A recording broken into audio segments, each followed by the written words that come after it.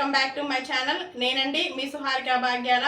మరో కొత్త రెసిపీ తోటి మీ ముందుకు వచ్చేసాను. సండే స్పెషల్ కాబట్టి ఈ మంత్ అంతా కార్తీక మాసం కాబట్టి మేము నాన్ వెజ్ ఏం తినాం కాబట్టి బిర్యానీలో స్పెషల్గా కొబ్బరి బిర్యానీ చేసుకుందామండి, కొబ్బరి పాలతోటి. అలాగే కొత్తగా నా ఛానల్ ఎవరైనా చూస్తున్నట్లయితే సబ్స్క్రైబ్ చేసుకోవడం మాత్రం మర్చిపోకండి. లైక్ చేసి స్టవ్ వెలిగించేసుకోండి. స్టవ్ వెలిగించేసుకున్న తర్వాత కళాయి పెట్టేసుకోండి. కళాయి పెట్టేసుకున్న తర్వాత ఒక 2 టేబుల్ స్పూన్ ఆయిల్ ఈ విధంగా యాడ్ చేసేసుకోండి. ఆయిల్ బాగా హీట్ అయిన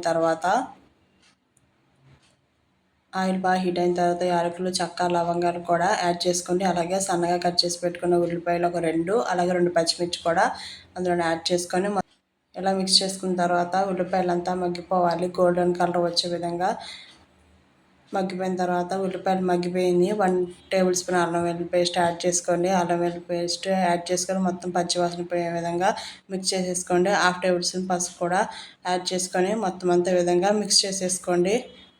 బఠానీలు యాడ్ చేసేసుకోండి. బఠానీలు నేనైతే నైట్ టైం నానబెట్టేసుకున్నానండి. ఇలా నానబెట్టుకోవడం వల్ల చాలా బాగుంటాయి, అప్పటికప్పుడు అయితే అవ్వవు. అలాగే బంగాళదుంపలు అండి, ఈ దుంపలు ఒక పెద్ద దుంపలు ఒక 3 ముందుగానే ఉడకపెట్టేసుకున్నానండి. ఉడకపెట్టేసుకొని ఈ విధంగా పెద్ద సైజులోనే కట్ చేసుకోవాలి. ఇప్పుడు మీడియం ఫ్లేమ్లో మూత పెట్టేసుకోండి. ఇలా మూత తీసిన తర్వాత చూడండి మొత్తం అంతా మగ్గిపోతాయి. ఇలా మగ్గిపోయిన తర్వాత మనము 1 టేబుల్ స్పూన్ కారం యాడ్ చేసేసుకోండి.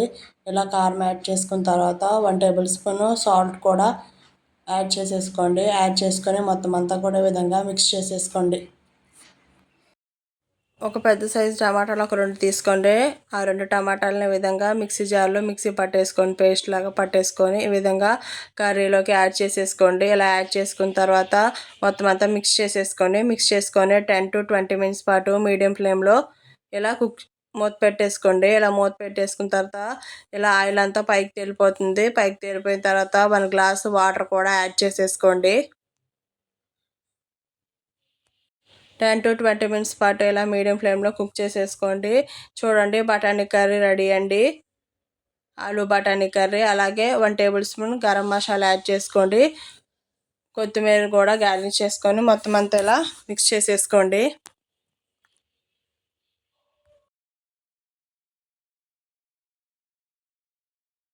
బఠానీ అండ్ పొటాటో కర్రీ ముందుగానే కుక్ చేసుకున్నాం కదండి. ఇప్పుడు బిర్యానీ ఎలా కుక్ చేసుకుందామో బిర్యానీ ప్రాసెస్ చూద్దాము. ముందుగా నేనైతే ఒక 2 ఉల్లిపాయలు తీసుకున్నాను. ఉల్లిపాయలు ఇలా రౌండ్గా కట్ చేసుకోండి. అలాగే పచ్చిమిర్చి ఒక 4, బఠానీ అయితే గ్రీన్ బఠానీ అండి, నేను నైట్ నానబెట్టేసుకున్నాను. అలాగే కొత్తిమీర, టమాటా ఒక 2, ఆలు కూడా తీసేసుకొని మొత్తం అంతా ఇలా బిర్యానీకి సంబంధించినవన్నీ కట్ చేసుకొని ఒక ప్లేట్లోని పెట్టేసేసుకున్నానండి.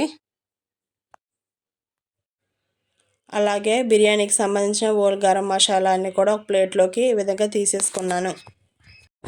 స్టవ్ వెలిగించేసుకొని ఇలాగా ఒక పెద్ద గిన్నె పెట్టేసుకోండి బిర్యానీకి సంబంధించింది. అలాగే ఒక 2 టేబుల్ స్పూన్ నెయ్యిని యాడ్ చేసుకోండి. నెయ్యిని యాడ్ చేసుకోవడం వల్ల ఫ్లేవర్ బాగుంటుంది. అలాగే 1 టేబుల్ స్పూన్ ఆయిల్ యాడ్ చేసుకొని ఇలాగా హోల్ గరం మసాలా స్పైసెస్ అన్నీ కూడా ఈ విధంగా యాడ్ చేసుకొని మొత్తం అంతాను అవి వేగిపోయేలాగా ఈ విధంగా వేపేసేసుకోండి. ఇలా వేపేసుకున్న తర్వాత ఆయిల్ బాగా హీట్ అయిన తర్వాత ఇలా పొడవుగా కట్ చేసుకున్న ఉల్లిపాయలను కూడా కొంచెంగా వేసేసుకోండి. ఇలా వేసేసుకున్న తర్వాత పచ్చిమిర్చి ఒక 4 తీసుకున్నానండి, పొడవుగా కట్ చేసి పెట్టుకున్నవి. ఆ పచ్చిమిర్చి కూడా విధంగా యాడ్ చేసేసుకోండి. అలాగే గ్రీన్ బటానీ కూడా యాడ్ చేసేసుకోండి. యాడ్ చేసుకున్న తర్వాత పొటాటోస్ ఒక 2 తీసుకున్నాను. ఆ పొటాటోస్ కూడా ఈ విధంగా కొంచెం పెద్ద ముక్కలుగా కట్ చేసుకున్నాను. టమాటా ఒక 2 తీసుకున్నాను. టమాటా కూడా కొత్తిమీర కూడా యాడ్ చేసుకొని మొత్తం అంతా ఇలాగా ఆయిల్లోనే ఫ్రై చేసుకోండి. ఇలా మొత్తం అంతా ఫ్రై అయిపోయిన తర్వాత దాంట్లోకి మనము మెయిన్గా అల్లం వెల్లుల్లి పేస్ట్ అండి. అల్లం వెల్లుల్లి పేస్ట్ అప్పటికప్పుడు ఫ్రెష్గా పట్టుకొని వేసుకుంటే ఆ ఫ్లేవర్ అనేది చాలా బాగుంటుందండి బిర్యానీలోకి. నేనైతే ఒక 2 టేబుల్ స్పూన్ అల్లం ఈ విధంగా మిక్స్ చేసుకున్నానండి. అలాగే బాస్మతి రైస్ అండి, నేనైతే బాస్మతి రైస్ 1 గ్లాస్ తీసుకున్నాను. ఇవి ముందుగానే శుభ్రంగా కడిగేసుకొని ఒక అరగంట పాటు నానబెట్టేసుకున్నానండి. ఇలా నానబెట్టుకున్న బాస్మతి రైస్ని ఉల్లిపాయలు ఇవన్నీ వేగిపోయిన తర్వాత ఇలా మొత్తం అంతా ముందు రైస్ని యాడ్ చేసేసుకోండి. ఇలా యాడ్ చేసుకున్న తర్వాత మొత్తం అంతా గంటతోటి ఒక్కసారి అలా కదపండి. మెయిన్గా ఈ బిర్యానీలోకి కొబ్బరి పాలేనండి. మనం చేసే బిర్యానీ ఇప్పుడు కొబ్బరి పాలు బిర్యానీ కాబట్టి నేను ముందుగానే కొబ్బరిని ఇలా క్లీన్ చేసేసుకొని మొత్తం అంతా గ్రైండ్ చేసేసుకొని ఈ విధంగా వాటర్ ప్యూరిఫై చేసేసుకున్నానండి. ఈ వాటర్ ఇప్పుడు మొత్తం అంతా వాటర్ కంటెంట్ మొత్తం అంతా ఆ రైస్లోకి కుక్ అయిపోయే విధంగాను నేనైతే 1 గ్లాసు రైస్ తీసుకున్నాను కాబట్టి ఒక 2 గ్లాసెస్ వాటర్ తీసుకున్నానండి, కొబ్బరి పాలు వాటరు.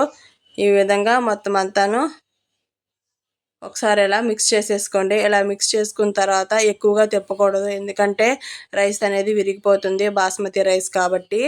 అలాగే 1 టేబుల్ స్పూన్ సాల్ట్ యాడ్ చేసుకోండి. సాల్ట్ యాడ్ చేసుకున్న తర్వాత ఒక హాఫ్ అన్ అవర్ పాటు హై ఫ్లేమ్లో నుంచి మీడియం ఫ్లేమ్లో వరకు కుక్ చేసేసుకోండి. ఇలా కుక్ చేసుకున్న తర్వాత చూడండి, బిర్యానీ రెడీ అండి. కొబ్బరి పాలు బిర్యానీ చాలా టేస్టీగా ఉంటుందండి. ఇప్పుడు ఏంటంటే కార్తీక మాసం కాబట్టి నాన్ వెజ్ ఏం తినం కాబట్టి ఈ రెసిపీ చాలా చాలా బాగుంటుంది. అలాగే దీని కాంబినేషన్ పొటాటో అండ్ బఠానీ కర్రీ చాలా బాగుంటుంది. ఒకసారి ట్రై చేయండి.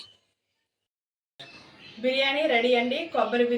కొబ్బరి పాలతోటి చేశాను బిర్యానీ అండి. ఇలా నాన్ వెజ్ కాకుండా వెజ్లోని ఇలా ట్రై చేశాను. అలాగే ఆలు అండ్ బఠానీ కర్రీ చేశానండి. ఎలా ఉందో టేస్ట్ చూసేద్దాం. మరి ఇంకెందుకు ఆలస్యం,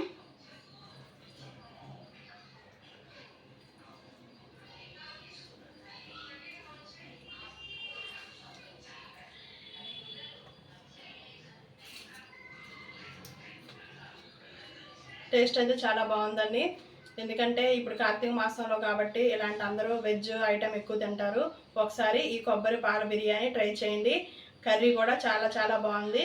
అలాగే కొత్తగా నా ఛానల్ ఎవరైనా చూస్తున్నట్లయితే సబ్స్క్రైబ్ చేసుకోవడం మాత్రం మర్చిపోకండి. Thank you so much.